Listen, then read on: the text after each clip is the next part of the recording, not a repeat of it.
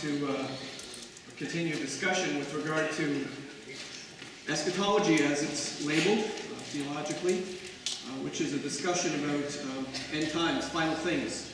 And we've been asking the question week by week, and each week a new question and then an answer, hopefully a sufficient answer. I'm just a little bit tangled here. I'm just trying to get myself organized for my stretching. Last week we began a question, and this week we're going to try and tackle another chunk of it. Exactly what is the Great Tribulation? What does that mean? Last week we began this topic, and we asked the question, well, what does the Bible say about this? Where does this idea come from? And we asked the question, how long will it last? You were here last week. You are and survived. You did well. We looked through Daniel 9, and we discovered that there is a prophecy that Daniel was given. It was rather complex on some levels, it was extremely intriguing. And in Daniel 9, verse 27, is this little enigmatic verse that for centuries has left us in quandary. It seems to be saying something that we see hasn't taken place yet. He shall make a strong covenant with many for 1 week. Now, if you were here, you know that last week we talked about the 77s, and that 1 week is a reference to 7 years. Each week represents sevens, groups of 7, and each day is 1 year. And for the half of the week, he shall put an end to sacrifice. I'm going to read this entire verse to put a bug in your ear. And on the wing of abominations shall come one who makes desolate, until the decreed end is poured out on the desolator. If that isn't a verse that makes you scratch your head, it is definitely an interesting one. At any rate, we'll come back to it a little bit later, but we looked last week to answer this question, how long would it be? These 70 weeks were laid out, and God had explained and expressed to Daniel what his plan was, and he took those weeks and he showed him the first 69, and he gave him earmarks of when they would know those would take place. But that 7th week, that last week, it's dangling. That language of one who would come in and put an end to sacrifice and bring in an abomination, a desolation, and that's yet to happen. I'll show you why we think so, among other things. And that 1 week is still dangling. Sometimes that bothers people to think, well, why would he tell us about 70 weeks and tell us about 69, and then there's this big space of history. What's going on there? That's not actually unusual within prophecies. In fact, let me just give you an example, which we talked about in a small group. Unto us a child is born, unto us a son is given. We know that. It's talking about Christmas. And the government will be upon his shoulders. That's talking about his second coming, not his first coming. And here is Isaiah's prophecy smashing these two events together as one sentence, as if they're just going to happen one right next to each other, back to back. And they're not. There's a great space of time between the two. And that's what we're looking at here, this 1 week has yet to take place. And we've labeled this week Tribulation. Technically, just for the sake of clarity, the Great Tribulation will be the second half of that week, 3.5 years. We'll talk about that, I guess, a little bit more as we go. So we tried to tackle that last week and answer that question and talk about just the timing of that thing and where we think we get some measure of understanding about the length that we're looking at the last 7 years of human history prior to the return of Christ. This morning we're going to try and tackle this great question, what is going to happen? It's exactly what we are supposed to expect. By the sound of that phrase, Great Tribulation, it doesn't sound too inviting, too exciting. And of course, we also will tackle next week. We're going to be looking at what's going to happen to God's people. Just exactly. And I have to give you a heads up on that at the end this morning because I can't leave you hanging. I just can't leave you hanging. So what's going to happen? Well, that's a good question. I think it is anyways. What do we know from Scripture? When you read what Jesus laid out very, very plainly, we'll see some very quick things. It's really not that complicated. Jesus told us what's going to happen. He told his disciples what would happen the day that he was going to be crucified and what was going to take place after that. He didn't want to leave them in the dark. He didn't want them to be surprised, and it's the same for us. He doesn't want any of us not to know what's going on. He laid it out very clearly. Mark chapter 13, trying to say Matthew and Mark at the same time, which, by the way, can't be done. Mark chapter 13, which is a parallel to Matthew 24, my head was getting ahead of itself. Jesus said this. Jesus said to them, "See that no one leads you astray. Many will come in my name, saying, I am he, and will lead many astray." There's going to be spiritual deception. That's just part and parcel of what the tribulation will be. There will be people who are running around telling us to look for this, look for that, watch these signs. This is the end, this is it, watch this calendar. When that calendar's done, it's going to be everything's over. Everyone's talking about everything coming to a climactic conclusion. Jesus says, don't worry about it. Just because somebody is telling you the world is over, the world's not over. That's normal. People are always going to be doing that. Just relax. That's not what you're looking for. There'll be wars. Natural disasters, he says, Mark chapter 13. When you hear of wars and rumors of wars, do not be alarmed. This must take place, but the end is not yet. Nation will rise against nation and kingdom against kingdom. Didn't we hear about that this week? Something going on in Europe that seems to be pretty serious. Russia stepping in and all that's happening and unwinding and unfolding, and people would begin to say, well, is this the beginning of the end? Is this going to be it? Is this going to lead to some all-out war? Is there going to be a thermonuclear meltdown? Is this it? This is not it. Jesus told us there'll be wars and rumors of wars. Kingdom will rise against nation. That's just normal. That's not the sign we're looking for. There will be earthquakes in various places. There will be famines, but these are but the beginning of birth pains. We see all kinds of things going on and increasing in numbers in the world. We begin to wonder, is the world falling apart at the seams? I mean, should we run around like chickens with our head cut off? Should we start storing food in some underground place? What's going on? Should we worry? Don't worry. These are normal. This is all part of what Jesus told us would take place. And you'll notice he has this little phrase. I'll just remind you what he said at the end there. These are but the beginning of birth pains. We're experiencing some of that. And I think he uses the expression of birth pains because we have seen through history and through our own age that these things are exactly like that. You know, birth pains, they start, and then there's a period of lull, and then there's another pain. From what I've not experienced this personally, as you know, but I have witnessed it, and I've seen that it's nature's way of bringing you within a centimeter of death and letting you live to talk about it. You've never seen what I'm talking about. Just ask the past next time you the option. So these pains come, and then there's a lull, and then they come again, and towards the end of this great climax of a birth, these pains get greater and greater and greater and greater and greater, until finally there's a climax of agony. And I think that's what Jesus is saying is taking place. We're seeing as the word birth pains. This is a normal thing that all of time in humanity is going to be going through this. But eventually, towards the end, as it were, there's going to be this staccato, this increase, this greatness that will come. Sometimes we can't help but scratch our head and wonder if that's what we're experiencing now. We know from what we've seen in our world that we live in, that earthquakes and wars and everything going on, there's been no greater time in history in of late than there has in all times previous. You wonder if we're not reaching some climax. I'm certainly not ready to pronounce that, but I'm saying there will be persecution of believers, Jesus said. And again, this is something we've seen all the way through history. But is it getting so bad now? Is that the end? Be on your guard, for they will deliver you over to councils, and you will be beaten in synagogues, and you will stand before governors and kings for my sake to bear witness before them. And brother will deliver brother over to death, and father his child, and children will rise against parents, and have them put to death. And you will be hated by all for my name's sake, but the one who endures to the end will be saved. So you see, it's not, by and large, a very pretty picture. There's this flavor of spiritual deception going on. There's constant disunity and conflict on the earth. This nature itself is rising up and causing grief. The church itself will have increased persecution on itself. And then there's this little phrase. Spend some time on this because it's an important little earmarker.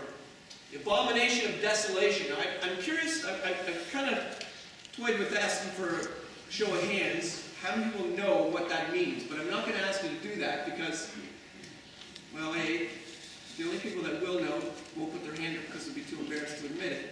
It's such an odd little phrase. But that's exactly what Jesus tells us to look for. The abomination of desolation. Thank you, that's not very helpful. What are you telling me? Here it is in Mark chapter 13, verse 14. But, it says all those things are going to come, that's all going to be normal, it's going to rise and rise and rise like birth pains. But, when you see, this is what we're looking for. This is to be the sign. How will you know the beginning of the end? But when you see the abomination of desolation standing where he ought not to be, let the reader understand. Then let those who are in Judea flee to the mountains. That's time to run. When you see the abomination of desolation, you notice he says, let the reader understand. Two things have been gleaned from that. One, the days that Jesus spoke these words, he wasn't talking to that generation. This was meant for an entirely future generation. It's for the reader to understand. Second thing you can understand from that phrase is that he's pausing to say, whoa, whoa, whoa, I know that's a little odd. Let the reader pause here and think about this and go do some research and understand what I just said, because I know I just blew past that little phrase and it's not self-explanatory. So let the reader understand. Go do your homework. Figure this out. When you see the abomination of desolation where he ought not to be, what does that mean? Let the reader go figure that out, and then he carries on his stuff. Well, I'm going to take you back to Daniel 9:27, because if you remember that verse, and I read it out loud for this reason, put the little bug in your ear. That phrase is found in Daniel 9:27 when he talks about that 1 week. One of the reasons that we think and consider quite strongly that 1 week is still dangling. Because Jesus borrows a phrase right out of Daniel that week, and he says that's the sign that's going to come in the future.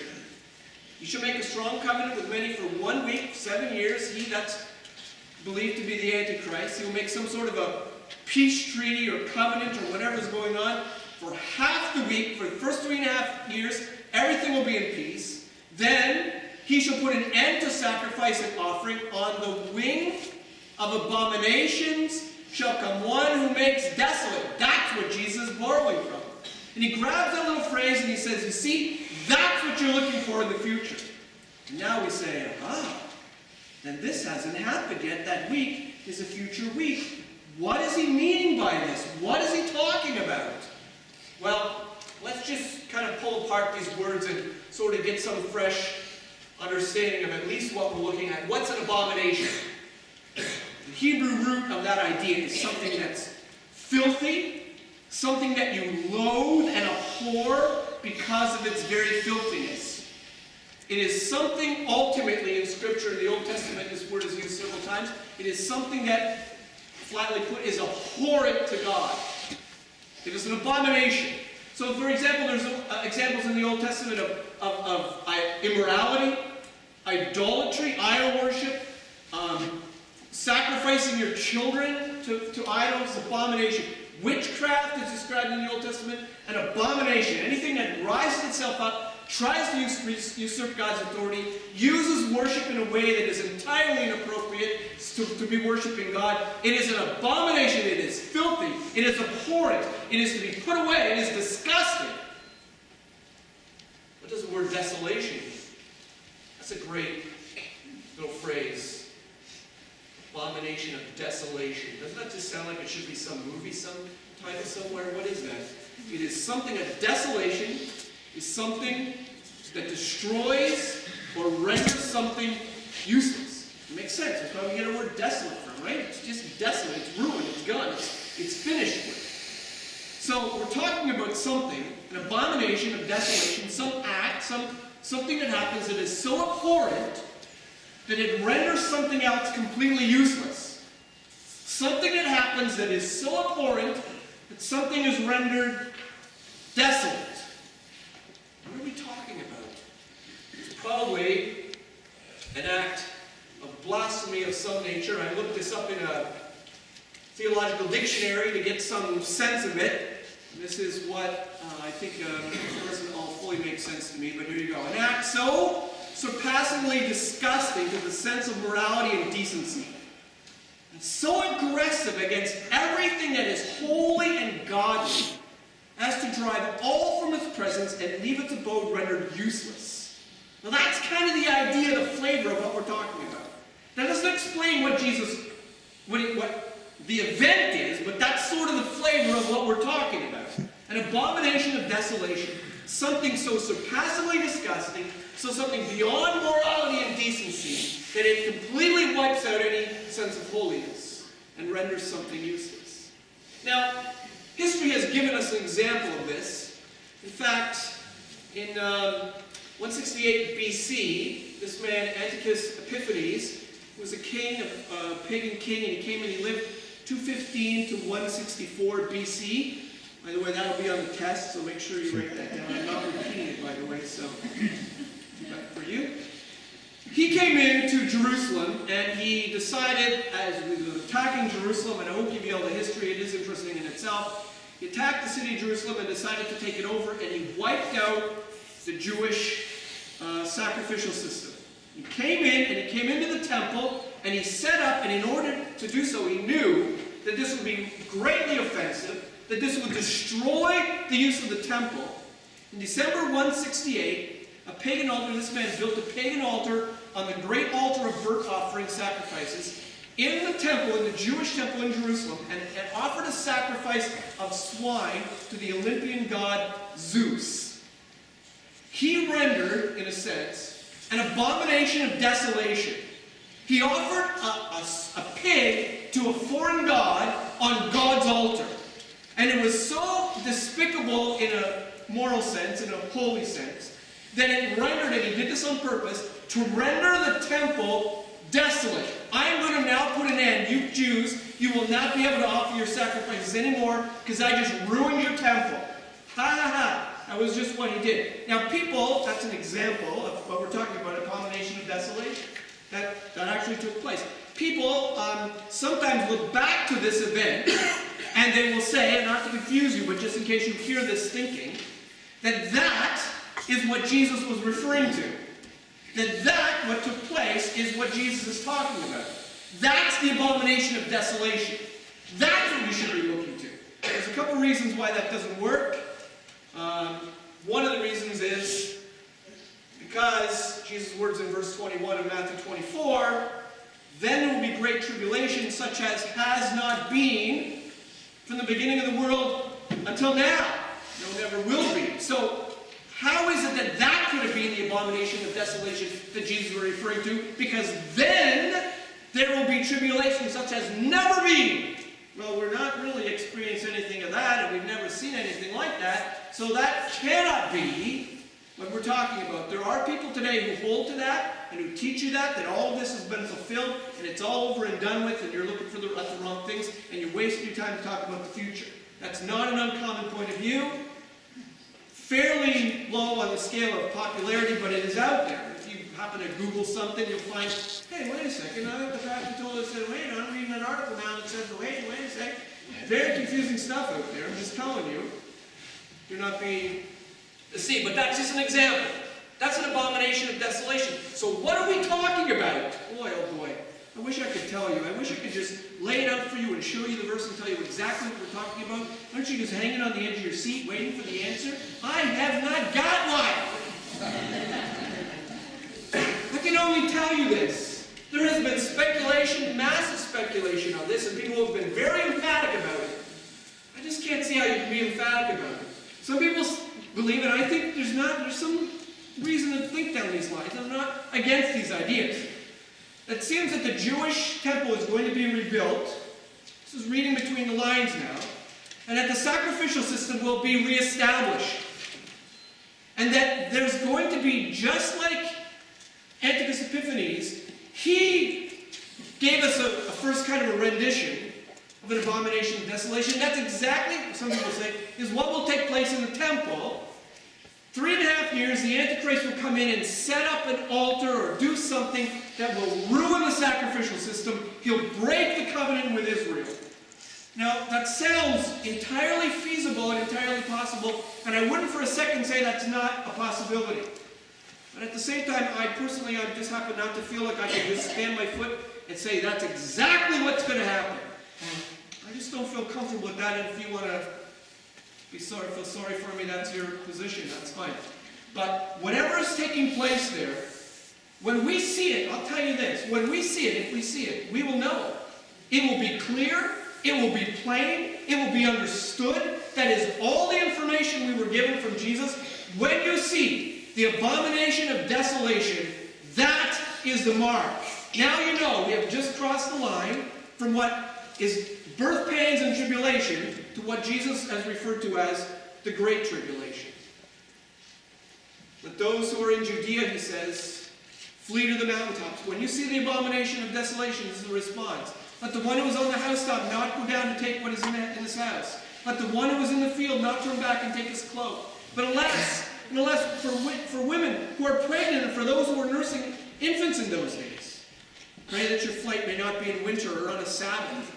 For then there will be great tribulation, this is the verse again, such as has not been from the beginning of the world until now, no, never will be. Wow! Whatever is going to let loose at that moment is not going to be a pretty thing. Now we tend to get a sense of what that looks like from various portions of Scripture. And one of the places that we're going to go to is that delicious little chapter of Revelation chapter 6. We're going to spend a little bit of time there, at least in the first verses or so, up to verse 8 for our time this morning, and we'll probably pick this up next week and just touch on it a little bit more. I'm going to take you down a rabbit trail, if you don't mind, because we're going to go into the book of Revelation, and I just want to explain something to you about it, just for the sake of making sure we have some clarity with it. It's a challenging book in a lot of ways, and it is not always an easy book to read on the surface. I just want to tell you what's going on. It falls into a class, and this is just a rabbit trail, so just stay with me for a second. I just want to introduce you to this book. It falls into a category that we call apocalyptic literature, which you don't have to begin the book without reading a chapter before you realize, wait a second, this ain't normal. Something's going on here. This is weird stuff. Because it's apocalyptic literature. That is a genre, if you will, of a type of Hebrew writing that they would use at particular times to communicate in particular ways, poetic kind of ways. Portions of Daniel are like this. There's apocalyptic literature, apocalyptic writing in Daniel. Portions of Ezekiel. You read about Ezekiel and the wheels within wheels and the creature with the eyes and the lions and the four faces and what is going on. What is that talking about? And then the entire book of Revelation falls into this category. Let me just explain it to you, and so you kind of have sort of a sense of why it does this. Why can't it just be in plain language? Let me try to illustrate it this way. Supposing you were asked to go into a tribe, let's say a Stone Age tribe, somewhere off in Irian Jaya or Bula Bula. Is Irian Jaya even a place anymore? Papua New Guinea, whatever, okay? Pardon my geography. Timbuktu, that doesn't work either. So you're sent off into the jungles of some place, just for the sake of illustration, and you find this tribe who knows nothing about the outside world. Nothing about important things that you and I think are important, like bank accounts and cars and houses and all those important things. And you are asked to describe to this tribe a television. These people don't even know glass. They don't know anything about plastic. They don't know anything about electricity. They don't know anything about a house. They don't know anything about an image, a reflection of an image, a moving picture. They know nothing about this. You, on your level, even though you're not a scientist, have some measure of understanding about these things. So you now end up in this tribe having to explain them to something that they know nothing about, that is outside of their realm and outside of their world. The only thing you can do is grab and borrow the language that they have. Grab something that they understand and use that to hold that up as to explain something that they don't understand, for example. You're going to explain to them about electricity. And you're not going to be able to say, well, electricity comes through wires from a generator into my house, and I flip a switch, and you can't. You explain it some way that there's an invisible fire, I don't know, and it comes through these vines. You borrow what they know. And this invisible fire comes like lightning through vines and comes right into the place where you live. And it lights this square up like the sun. And it's hard like stone, but see-through like air. What are you talking about? It sounds like nonsense. You know what I'm talking about. And so you go, yeah, I see what you mean by that. Welcome to the book of Revelation. God is trying to express to us with our feeble, small-minded language an idea that is so beyond us, so much greater than this dimension. He takes us into the hallways of the glories of heaven. And John gets to see Jesus, for example, and he's clothed with a rainbow. What does that mean? That is just borrowing something that you and I understand to express something that cannot be explained. And he borrows language that sounds convoluted and odd because that's what it looks like. That's the closest thing he's got to get us to understand what he's seeing. Do you see what's going on? He's just beyond us completely. And so we've got this poetic, kind of odd sort of, this in-depth to bring our minds, to bring our hearts one step beyond us. Someplace we could never go beyond our language to try and help us grasp something of the mind of God. Thank you. Now come back down this rabbit trail. We're now going to look into this wonderful, delicious little chapter. And we don't have much time, so I'm just going to give you the first bits of it. And if we have to stop because of our clock, we're just picking this up next week anyways, and we'll just press on through. Such a wonderful book, and don't be intimidated by it. I can understand why you are. And on some levels, you should be. And on other levels, just read it. So you don't get it, just read it. Sometimes the Spirit of God opens eyes when we just read it. This book is divided up in the middle section, the 3 chunks, if you know the book at all. There are 7 seals. I've said 7 seals on a scroll, because I didn't want you to think, oh, you know, with the ball in its nose and 7 seals doing, what's that supposed to mean? 7 seals, wax seals. 7 trumpets. I don't need to explain that word to you. This is borrowing from something that we know. 7 bowls. All right, and these sections, if you know the book at all, you know these are divided out. 7 seals, 7 trumpets, 7 bowls. The great question, which I'll not tackle today, but we'll get into, are these all lined on top of each other? Are they all happening simultaneously? 7, one of each, and then one of each, and then one of each? Or they run sequentially? First you have 7 seals, then after that you have 7 trumpets, then after that you have 7. Or does it run 2 of them are on top and the other one's above? Or is it... It's a very challenging book. And all the answers are not fully plain. There's some that make the most sense. We're going to look at these 7 seals, at least the first 4 of them. Chapter 5 is all about that scroll. Wish we had time to go into it. Maybe we should take the time or not. There's a scroll. It's written on the front and the back. That would mean that this is a legal document. That means often in those days they would write something on a scroll, and if they ran out of room because the scroll got too unwieldy because it's so big, they would just begin on the second one. But if you had something really important to say, something you didn't want maybe the second scroll to be lost, you would flip it over and you'd write on the back, which was very awkward because their paper didn't allow that to happen because of the seams and the joints and the papers. All the seams were going the wrong way now. And your pen would catch in these, and it was just really bad to write on the back, so people very rarely did. But this scroll, symbolically, is written on the front and the back.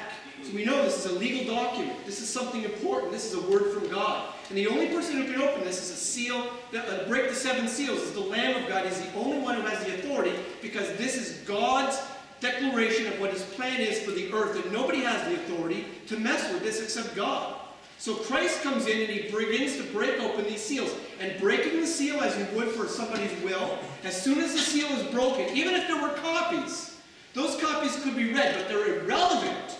The one that matters is the one that is the original document that has the seal. And the moment that seal is broken, everything on that document becomes a reality. But in this case, there are 7 seals. And they seem to come in sequential order. One seal is broken, and a piece of something takes place. So some people think that what is happening here, and who cares, but I'm just saying that the scroll is rolled up and then sealed, and then rolled up and then sealed, and then rolled up and then sealed. I can't picture that in my head, but that's what's... And then they unroll it, and that's break it, and then that part is read, and then they break it, and the next part is read. It doesn't really matter how you picture this. try to make too much sense of it, I don't think it matters. But these seals are being broken, and they indicate, the breaking of the seal indicates the enactment of what is written on this document, bringing to pass what God has in mind.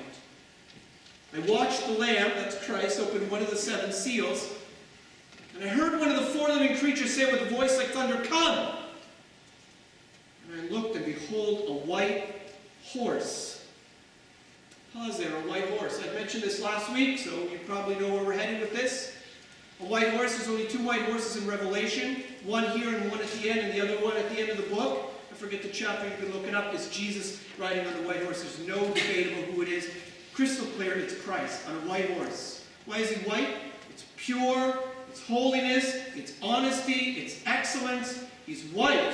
Why is there a horse? It's regal, it's royal, it's military, it's strength, it's power, it's borrowing from what they knew of the day, it's expressing in symbolic language that this is an important figure. Now we have another white horse, a man on a white horse. Is this Jesus? It is not. I say it's not, and I'm right. I looked and behold a white horse, and its rider had a bow, here's how I know, and a crown was given to him. So this man was given the crown, he was given the authority to ride on this horse. Jesus does not need to be given a crown. He owns the crown. He does not need to be given authority. He has the authority. He does not need to be put in a position and high and lifted up. He is high and lifted up. You can't get any bigger than him. This is not Jesus. This man was given some measure of royal ascent. Okay? He is a political figure. He is somebody who's been given some kind of political rule and reign, and he comes on a white horse. He is pure. He is right. He comes in peace. He has a bow with no arrows. He's not here to make war. He's a good guy. Or so it appears. But he came out conquering and to conquer. Surprise! Here's a 7-year treaty. Let's have some peace. And in the middle of that 7 years, at 3.5 years, I'm going to set up an abomination of desolation, and surprise, there's no peace. That's what we think we're reading right here. We're talking, this is the beginning of the tribulation. This is the Antichrist, as we call him. We'll speak about him when we get there in days to come, and that delicious passage, you'll find out what the mark is and all that good stuff, and we'll get into that as if I have any answers at all. And he opened the 2nd seal. So here's what's happening now, beginning of the tribulation. We see Antichrist appearing, this political figure. And he opened the 2nd seal, and I heard the 2nd living creature say, "Come out, come." And out came another horse, bright red. Why is he red? What does red remind you of? Yeah, its rider was permitted to take peace from the earth. Wow. Is this a person or is this just an event? Well, I don't know. I think it's just an event. I think it's just something going on. Just symbolically, there's this time, this period, a red horse comes in, somehow a military thing happens. What does that mean? There will be no peace on the earth. That something will happen after the Antichrist has made himself known, and it will be what? A 3rd World War? I don't know. I'm not reading between the lines. I'm just saying. And he was given so that people should slay one another, and he was given a great sword. That word great sword, that means exactly that. A large mammoth, the authority to kill and be killed and kill others. There's something going to happen, some great cataclysmic war that seems to be in the future. What is the Great Tribulation? 3rd seal is open. And I heard the 3rd living creature say, "Come," and I looked and behold, a black horse. Why is he black? Well, everything dark and ominous and scary and foreboding. Its rider had a pair of scales in his hand. Now, we're not talking bathroom scales. You have to go back to what we're talking about here. I'm sure you've got this picture. We're talking about those measurements that go back and forth, and he has a pair of scales. Why a pair of scales? What's that about? This is not literally happening. It's all borrowing from the language to express something that's taking place. It's talking about the world of merchandise and trade, and the economy. There's a pair of scales in his hand. This man has this figure. Something now happens to the economy. Something takes place. There is a great cataclysmic measure of no peace, whether it's a full-out war, whatever the case. World is in chaos, and something happens to the economy. And what seemed to be a voice in the midst of the living creature saying, You see how, I'll just pause and interrupt myself. See how it seems to say, seemed to be a voice? You see how the language itself, trying to express the inexpressible, borrows from something that we understand, but also saying it's not a voice, but for the sake of you and me getting what's going on, just call it a voice. Like invisible fire going through a vine. Seemed to be a voice in the midst of the four living creatures saying, a quart of wheat for a denarius, 3 quarts of barley for a denarius.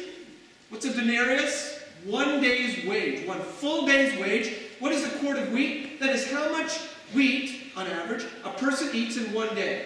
Okay? Not that you just sit with a spoon and a bowl of wheat, but for the sake of it, 1 quart of wheat is what you eat in 1 day. An entire day's wage feeds 1 person. So forget if you have a family. Forget now if you've got a mortgage to pay, gas in your car, you've got that trip planned for Canada's Wonderland. We'll have to scratch that off the to-do list. Suddenly, things are crazy. 3 quarts of barley. Barley is a very low grain. It's pig food.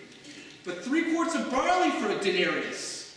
This is now, on a market scale, 12 times regular prices. 12 times the price for a loaf of bread. $15 would it be about? 12 times the price for a liter of gas. That's what we're talking about. Something happens to the economy that throws everything hither skither. How many of you couldn't possibly see that as a possible scenario when countries teeter on the edge of bankruptcy? Do not harm the oil and the wine. That's a reference now to the oil trees, the olive trees and vineyards. If those get harmed, then we're really in a bad state. Everything's up in arms, but don't ruin don't dig up the roots of these. Let at least have something.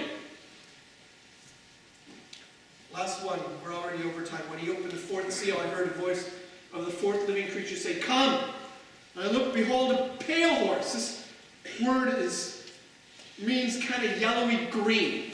Sallow, kind of nasty looking color, like you're sick or something. A pale horse, and its rider was named Death, and Hades followed behind him. Hades, the place of the dead. Death is in front, killing people. Hades is coming along, scooping them up. That's the image. And they were given authority over 1 quarter of the earth to kill with sword, with famine, with pestilence, by wild beasts of the earth, even the animals who are no longer at bay or encroaching on humanity. This is the Great Tribulation we're looking at. This is not a pretty sight. This is just a glimpse of what we're talking about. When you see the abomination of desolation set up where it should not be, then flee. Something's going to happen. Nature will be unleashed. The economy will come into disarray. There will be wars like you've never seen before, and the church is going to be running for its life. Now, I've got to tell you this. I'm going to hang my hat right here because we need to press on with other things before you lose all patience with me entirely. You've been very attentive. I want to just tell you I just got to say this before I finish this up, because I can't leave you so dangling here in this that I just have to say this. I want to read to you Exodus chapter 8, verses 22 and 23. On that day, this is from the Exodus now, way back when Moses was dealing with Pharaoh. Pharaoh was dealing with God. God was dealing with all of them. On that day I will set apart the land of Goshen, where my people dwell, so that no swarms of flies shall be there, that you may know that I am the Lord in the midst of the earth. Thus I will put a division between my people and your people. Tomorrow this sign shall happen. Now that took place during the 10 plagues, that God's people were separated, that all of the plagues and all of the horror and all that took place fell on God's enemies. And God's people didn't have any of that. Can I just put that little bug in your ear? But if you actually begin to trace through the Bible, you see that theme all the way through, right even into the book of Revelation. That in the midst of all the horror that's going on, God's people are spared. Just putting that little bug in your ear. Follow that through and think about it, digest on it, and we'll